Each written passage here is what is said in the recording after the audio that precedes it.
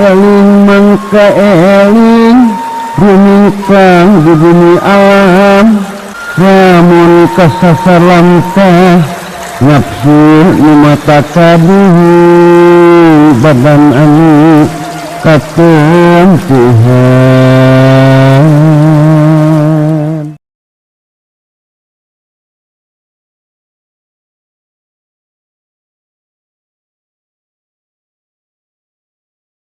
Ruba supatin khairun min alfi mi'atin. Kajadian-kajadian anu cek pandangan anjeun seolah-olah kebetulan seringkali leuwih alus daripada naon anu direncanakeun ku anjeun. Dina sepanjang perjalanan hirup anjeun di alam dunia seringkali dipilihkeun ku Gusti Allah perkara-perkara, kajadian-kajadian, kanyataan-kanyataan, hasil-hasil anu di luar rencana anjeun, anu teu saluyu jeung naon anu direncanakeun ku anjeun. Jeung seringkali naon anu dipilihkeun Gusti Allah keur anjeun eta leuwih alus daripada naon anu direncanakeun ku anjeun. Ceuk kateranganana dina sabagian riwayat al-khairah fi mahtarallahu lana, kebaikan itu ada di dalam apa yang dipilihkan Gusti Allah untuk kita. Jadi manusia itu seringkali mendapatkan kebaikan bukan dari apa yang dia rencanakan, melainkan dari apa yang dipilihkan Gusti Allah Subhanahu wa ta'ala.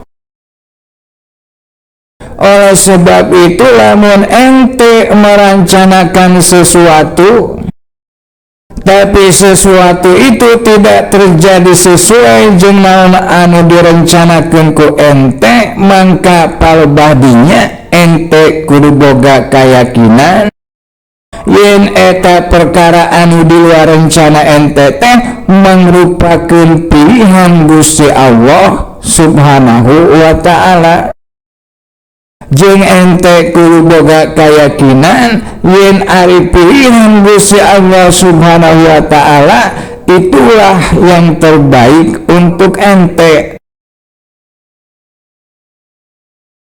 Lamun ente hirup di dunya kalawan dibarengan ku kanyaho jeung dibarengan ku keyakinan anu saperti kitu, maka ente akan punya pandangan anu positif terhadap semua kenyataan hirup nyata anu terjadi ka diri ente dina sapanjang kehidupan ente di alam dunia, sehingga ente tidak pernah merasa kecewa, tidak pernah merasa putus asa terhadap kenyataan-kenyataan hidup yang ente jalani, yang ente hadapi. Ari anu ngaranna hirup kalau dijalani dengan rasa kecewa, maka hirup itu akan terasa berat, akan terasa sumpek dan melelahkan. Hirup itu akan lebih nikmat kalau dijalani dengan rasa syukur, dengan hati yang tentram, dengan hati yang nyaman, dengan hati yang tenang. Hirup ente di dunia teh ngan sakali-kali jang teu bisa diulang. Eueuh duana, eueuh tiluna. Oleh sebab itu sungguh sangat sayang sekali kalau hidup yang cuma satu kali itu dihabiskan dengan kekecewaan. nya erek iraha ente bungahna, rek iraha ente menikmati hirup lamun lain ayeuna. Poe kamari mah geus kalewat moal bisa balik deui. Poe isukan mah cantang tu ka sorang, cantang tu ka umuran heueuh. Jadi nu aya teh man poe ayeuna. Kusabab kitu lamun hayang bungah-bungahlah ayeuna. Lamun hayang nikmat nikmatilah ayeuna, lain kamari lain isukan heueuh. Ta salah satu cara supaya ente bisa bungah bisa nikmat adalah dengan cara merubah cara pandang jeung keyakinan ente terhadap perkara-perkara anu terjadi di luar rencana ente. Naon wae anu terjadi di luar rencana ente, maka pandanglah ku ente sebagai pilihanana Gusti Allah. Jeung yakinilah ku ente bahwa apapun pilihan Gusti Allah itulah yang terbaik ke diri ente. Mangka tarima eta perkara kalawan sukarela, kalawan lapang dada, kalawan muji syukur ka Gusti Allah Subhanahu wa ta'ala. Mangka didinya hate ente akan nyaman dan pikiran ente akan tenang, tidak kacau balau. Hate jeung pikiran anu kacau balau moal bisa diajak hirup senang, moal bisa dibawa hirup bahagia. Anu bisa diajak, anu bisa dibawa hirup senang dan bahagia mah nyaeta hati jeung pikiran ente anu tenang, anu nyaman, anu damai, ayem, tentrem. Lain hati jeung pikiran anu kacau balau. Jadi hati jeung pikiran anu ayem, anu tentrem teh eta mangrupakeun modal untuk hirup nikmat, untuk hirup bahagia di alam dunia, gitu. Paham?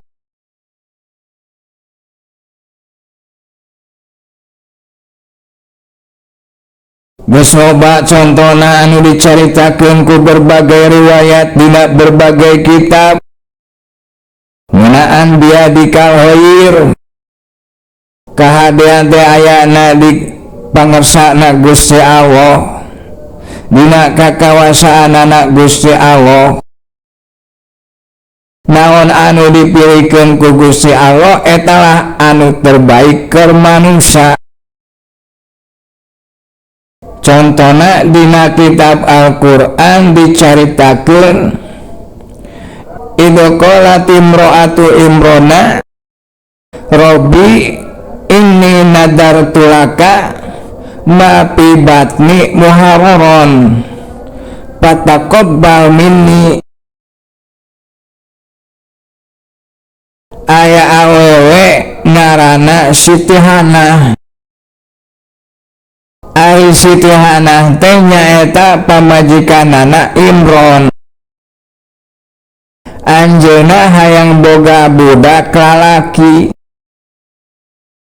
Nalika anjeunna nuju ka kandungan, anjeunna gaduh rencana lamun lahir budak lalaki mangka eta budak lalaki teh erek diwakafkeun, erek dididik supaya jadi abdina Gusti Allah.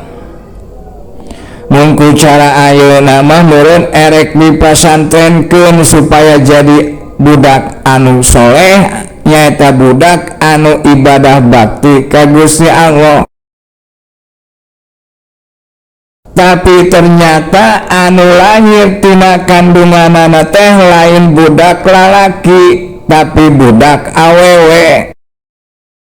Dawuhanana Gusti Allah, walaisa zakarukal unsa. Hei Siti Hana, anak lalaki anu diarep-arep ku anjeun teh henteu saperti anak awewe anu ieu anu dipaparinkeun ka anjeun. Artina anak awewe anu kami pilihkan untuk kamu itu lebih baik daripada anak laki-laki yang kamu cita-citakan. Tuluy eta anak awewe anu lahir teh dingaranan Maryam. Seiring berjalannya waktu mangka terbukti di kemudian hari Siti Maryam teh jadi wali awewena anu pangagungna nu aya di zamana. Kadituna Siti Maryam teh bisa ngalahirkeun anak lalaki, nyata anak lalaki anu luar biasa anu jadi nabi, nyaeta Kangjeng Nabi Isa alaihi salam. Anu kalahiranana mangrupakeun karomah atawa mangrupakeun mukjizat, nyaeta bisa lahir anak lalaki tanpa disentuh ku lalaki, tanpa boga salaki.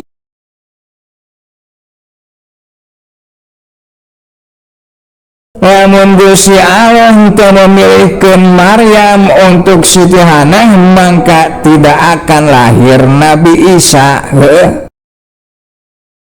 Nyaeta salah satu nabi anu luar biasa, anu loba mukjizatna jeung kaasup kana ulul azmi. Artina perkara naon wae anu terjadi di luar rencana ente ta eta teh bisa jadi sabab, bisa jadi jalan tina nepina ente kana anugrah-anugrahna Gusti Allah anu agung. Boleh jadi dibalik perkara anu teu sesuai jeung rencana ente teh, anu teu sesuai jeung kahayang ente teh, Gusti Allah sudah menyiapkan anugrah-anugrah yang besar. Artina ulah waka kecewa sabab ente acan nyaho kana hakikatna eta perkara, kana hikmahna eta perkara, kana maksudna eta perkara. Seperti anu terjadi ka Siti Hana, minta anak lalaki dibere anak awewe, hayangna anak lalaki tapi menangna anak awewe. Sing horeng Gusti Allah sudah punya rencana anu leuwih bagus, anu leuwih alus tinimbang rencanana Siti Hana. Buktina Siti Maryam teh jadi wali anu keramat, nyaeta anu ngalahirkeun Nabi Isa alaihi salam. Jadi awewe anu mulia, jadi penghulu para wanita di zamanna Siti Maryam teh.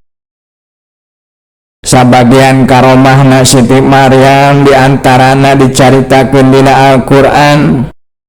Kullama dahola alaiha Zakaria mihraba wajada indaha rizqa. Jadi Siti Maryam teh diurus dididik ku Kangjeng Nabi Zakaria alaihi salam. Mun cara ayeuna mah jadi santriwatina Nabi Zakaria. Ku Nabi Zakaria ditempatkeun di hiji mihrab. Ari mihrab teh nyaeta tempat ibadah anu khusus, seperti kamar khusus untuk beribadah. Mun cara ayeuna mah dititah holwat. Satiap dilongo ku Nabi Zakaria ka mihrabna Siti Maryam. Di mihrabna Siti Maryam selalu ada hidangan, nyaeta aya makanan, aya buah-buahan anu aya di dinya padahal lain musimna. seperti lain usum mangga tapi aya mangga, lain usum apel tapi didinya aya apel.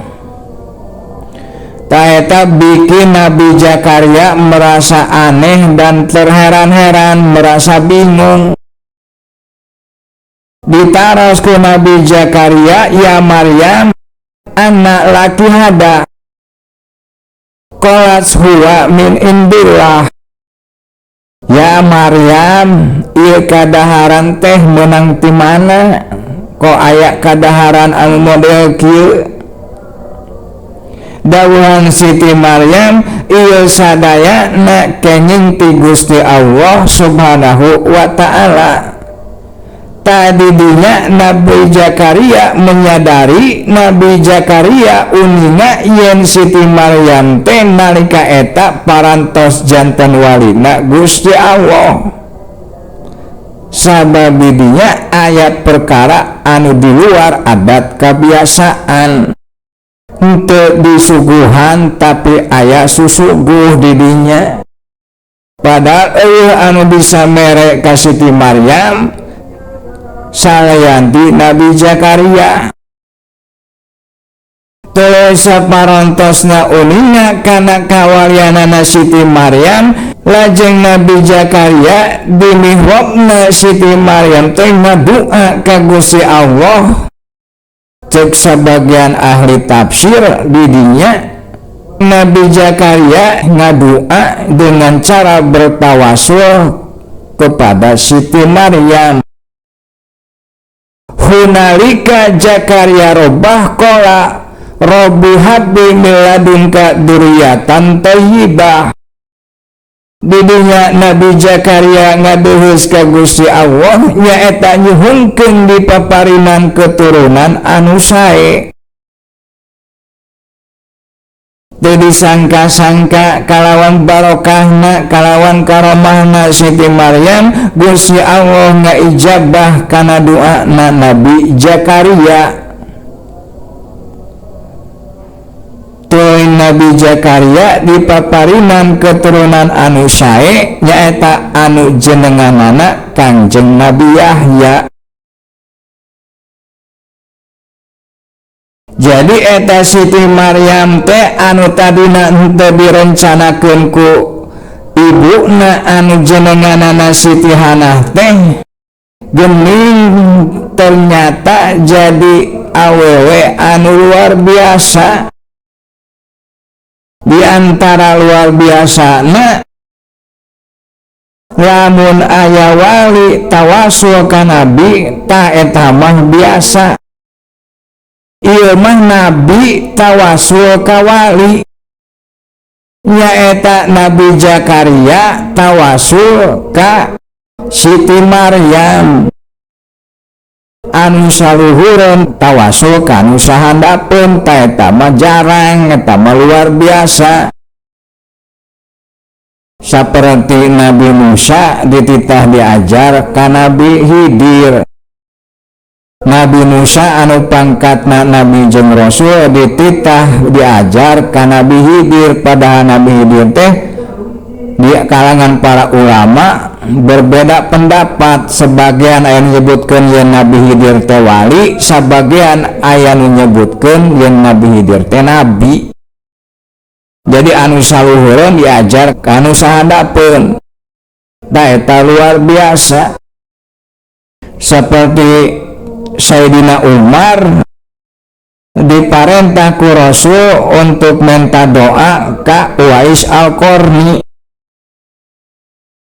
Jadi Sayyidina Umar teh sahabat, sedengkeun ari Uwais Al-Qarni mah cek para ulama kaasup kana tabiin sabab teu kungsi panggih jeung Kangjeng Nabi. Jadi sahabat ditintah minta doa ka tabiin, anu saluhureun dititah minta doa ka anu sahandapeun. Ta eta aya rusiah anu luar biasa. Kaasupnya eta Siti Maryam. Di antara kaluar biasa nana nyaeta dipake tawasul ku Kanjeng Nabi Zakaria. pamentana oge pamenta anu ceuk ilmu kadokteran mah mustahil. Naon sababna? Sabab harita Nabi Zakaria teh umurna geus 100 tahun, sedengkeun istrina umurna 80 tahun. Lamun ceuk ilmu kadokteran mah, lamun ceuk ilmu medis mah mustahil boga anak.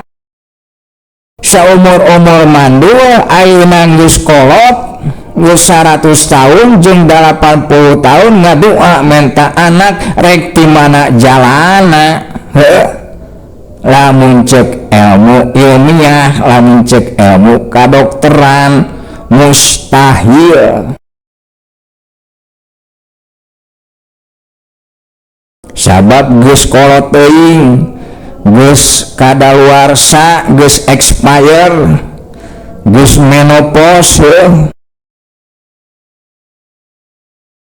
Tapi ku wasilahna Siti Maryam, ku keramatna Siti Maryam, Gusti Allah teh nyubadanan kana naon anu ku manusia pada umumna disebut mustahil.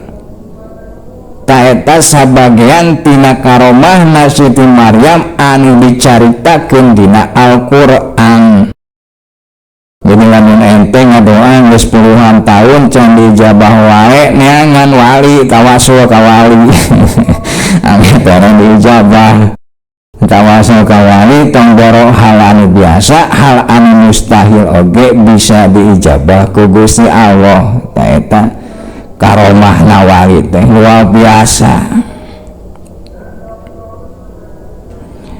Padahal pan Siti Maryam teh merupakan perkara anu teu direncanakeun ku Siti Hana. Taeta perkara anu di luar rencana teh jadi perkara anu leuwih alus daripada perkara anu direncanakeun. Jadi kisah Siti Maryam dina Al-Qur'an diantarana nyaeta jadi ibroh, jadi pelajaran ka orang masing-masing, ka orang sadayana anu sami pada imanna ka Gusti Allah. Yen saestuna rencana Gusti Allah itu selalu leuwih alus daripada rencana ente, daripada rencana orang. Ingat-ingat ku ente, pilihan Gusti Allah mah selalu leuwih alus daripada pilihan orang. Tak kusabab kitu lamun terjadi ka diri orang sesuatu anu di luar rencana, anu teu direncanakeun ujug-ujug terjadi, tadi dinya ulah kecewa, komo nepi ka putus asa. Daripada ente kecewa, leuwih alus ente hade sangka ka Gusti Allah. Leuwih alus ente punya keyakinan bahwa itulah pilihan Gusti Allah, dan pilihan Gusti Allah itulah yang terbaik untuk ente. Mangka tarima eta perkara ku ente kalawan hate anu lapang, kalawan tumarima, kalawan hate anu ridho, sehingga kadituna ente punya energi anu positif untuk melanjutkan hidup. Ari hidup dengan energi positif itu akan terasa lebih ringan dan terasa lebih rileks dan terasa lebih nikmat daripada hidup dengan energi anu negatif. Ari energi anu positif teh contohna seperti baik sangka, seperti ridho, seperti tumarima. Taeta energi nate energi positif. Seperti yakin ka Gusti Allah, eta energi positif. Sedengkeun ari energi negatif contohna seperti kecewa, seperti marah, ngarasula, putus asa, taeta energina negatif. matak balebah dia orang kudu sadar yen teu sakabeh perkara dina kahirupan orang masing-masing bisa direncanakeun ku urang, jeung teu sakabeh perkara dina kahirupan orang masing-masing bisa dikendalikeun ku urang. Eta nandakeun kalemahan urang salaku manusia. Tah didinya lah sakuduna urang sadar, nyata sadar kana kalemahan jeung kana kapesan diri, jeung didinya lah sakuduna urang sadar nyaeta sadar kana kadigjayaanana Gusti Allah. Didinya lah urang panggih jeung keakbaran Gusti Allah. Kalawan keakbaran Gusti Allah teu aya perkara anu kaluar tina rancangan Gusti Allah, teu aya perkara anu lepas tina kendalina Gusti Allah. Sedengkeun ari urang mah saukur manusia anu lemah.